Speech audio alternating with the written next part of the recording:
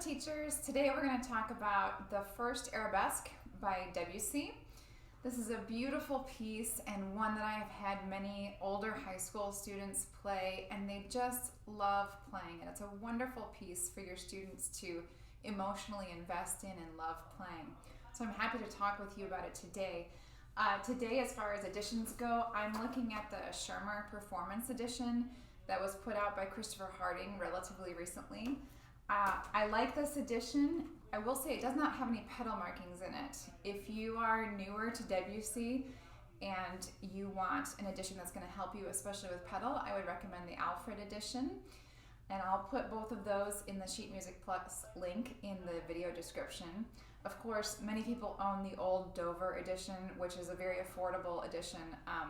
But for younger students or newer teachers, I do recommend a slightly more edited version of Debussy's easy pieces when you're working with your students.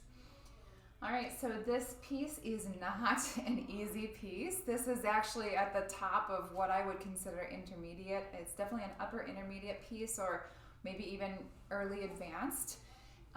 The RCM syllabus places this at their level 10. For my Illinois colleagues, this is on our AIM syllabus level 11. So we're at the top of these lists of difficulty here. And so this is not a beginner piece, and I'm sure none of you would give this to a student who didn't have some good experience at the piano. It is just a little bit easier than Clair de Lune. So if you have a student who's not quite ready for Clair de Lune, but you want to give them a challenging Debussy piece, this might be a good first step before that. So we all know what this sounds like, and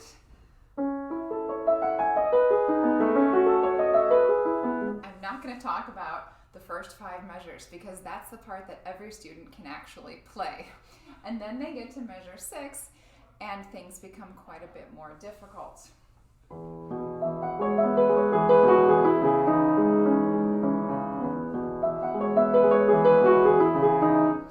So the difficulty here is not only in the polyrhythm, the 2 against 3, it's also in the fact that Debussy wrote difficult arpeggios for the left hand. They're not exactly just straight up major or minor arpeggios.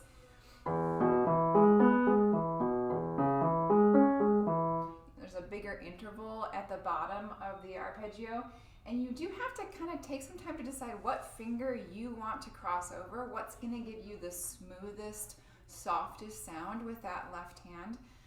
So that's something that I would just encourage you to experiment with. I don't always agree with the fingerings that are put in my editions, and I mess around with them.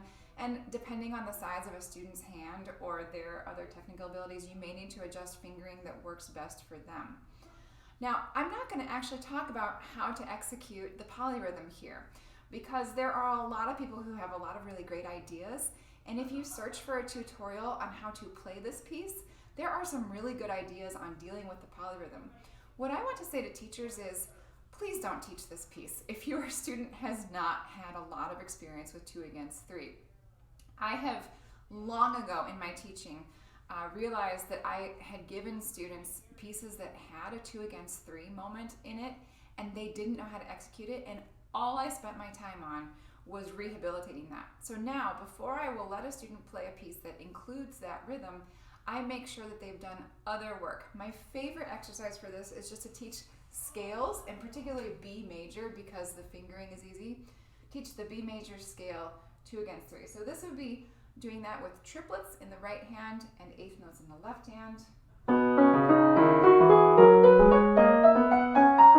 And then of course you can reverse that with your hands starting 2 octaves apart.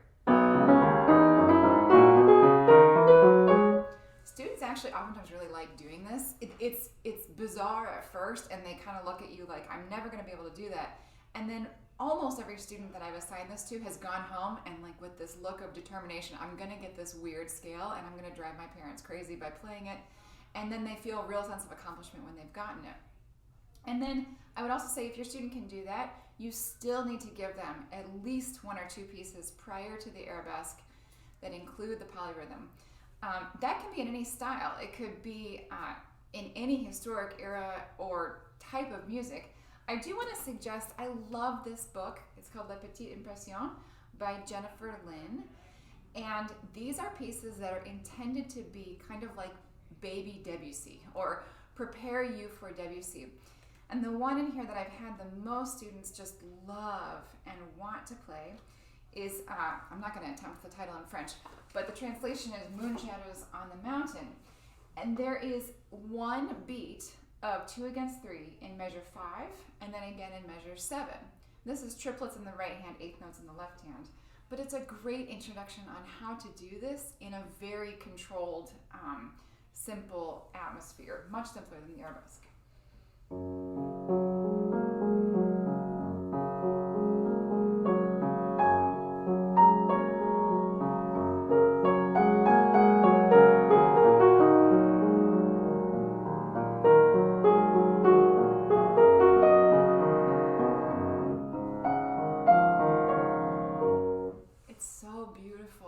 And if you have younger or less experienced students who are itching to play Debussy, who are not ready for Debussy, I would strongly recommend this collection. Of course, there are many other options, and I'm sure you have ideas on that. But that is a great way to prepare for this. So we have the polyrhythms in the arabesque there in measure 6, where you have triplets in the right hand and the arpeggiated eighth notes in your left hand. But then, true to Debussy's form, he doesn't make anything easy. And so we end up with the reverse of this in measure 19 and 20, where the right hand now has melodic eighth notes and the left hand has the triplets. So starting in 17.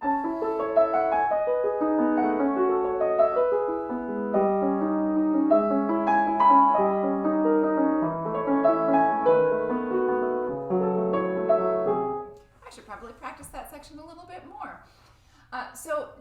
This is all to say, your student will have to work on this in this piece, and they should come into this piece already being able to execute 2 against 3 rhythm very well. Okay, so let's talk about what else in this piece is difficult and how you might approach it. There are a lot of those large arpeggiated chords. Your student needs to have some idea of their basic E major and the other diatonic chords that might occur in E major so that they can kind of recognize those. Where I just was in measure 19, that's a D sharp 7. That's not a chord that we encounter a whole lot in our repertoire because of the double sharp, but it might help to find that in root position and then just see. And I always tell my students, I don't expect you to be a little computer who's spitting out chord analysis constantly, D sharp 7, C sharp minor, that kind of thing. But I do want them to be able to recognize the chords so that they're just not so hard to read, and so that their fingers can see the patterns on the keyboard more easily than if they're just reading note by note. I do not want my students in a series of arpeggios or broken chords to be reading individual notes one at a time. That's too cumbersome and not musical either. Okay, other issues in this piece. There are quite a few large leaps, especially things like measure 57.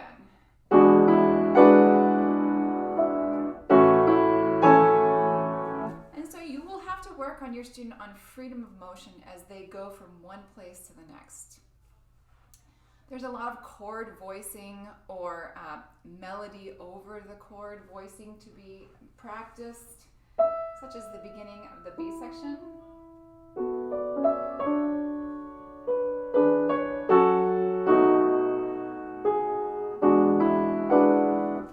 Those chords again. And then one of the, I think, actual biggest challenges of this piece that a lot of people overlook is that the A section especially, not as much in the B section, but the A section is written generally in a very soft dynamic.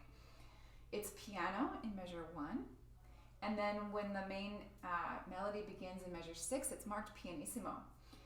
And Debussy does give you polka, polka crescendo, and sempre crescendo, but he doesn't ever tell you what dynamic mark you're actually going to. And so it all kind of looks like it's framed in the context of piano, or pianissimo. So generally, you do have to be able to play all these flowing notes and quick moving things and polyrhythms at a soft dynamic. So that means your student just needs to be prepared to play with a very relaxed technique. If they're playing with any stiffness or real fast motions or jerkiness, the sound will be too loud. And so you might want to practice something like your E major scale at a very soft dynamic or with a very gentle crescendo up to the top.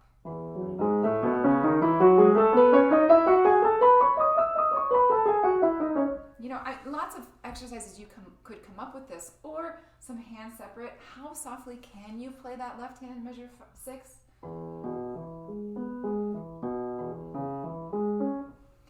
And then added to that, you have the option of deciding to use some una corda pedal. I will admit I am not a huge fan of the una corda. I think pianists oftentimes just slap it down to be able to play softer, and I don't think that's how we should use it. But when you have a piece with so much soft dynamic, it is warranted, especially if you're looking for a different color in a few little places here and there. So that's an expressive choice that you can make with your student. I didn't even mention damper pedal yet, but of course there's a lot of discussion and choices to be made with the damper pedal in this piece as well. For instance, are you going to hold, or are you going to lift up, or are you going to do something in between with like a little half pedal clear? So that's one reason to consider good additions that have some suggestions for you, and then just use your ear based on your piano, your room, your student, and all of those kinds of things. And then lastly, I want to close with one of the things that I actually think makes Debussy very difficult for students, and that they're not always prepared for, is that he's really particular with his markings. There's dynamic markings all over the place. There are retards and a-tempo markings all over the place, and oftentimes the retard is very, very brief, and then you're back to the a-tempo. And it just takes a lot of control to be able to execute all the tempo and dynamic changes all at the same time in a way that doesn't sound forced, but sounds really natural and expressive. I hope I've given you some things today to think about, some fresh ideas on how to teach the Debussy First Arabesque. If you enjoyed this video, please consider subscribing to my YouTube channel and check out my website. Best wishes to you in your teaching.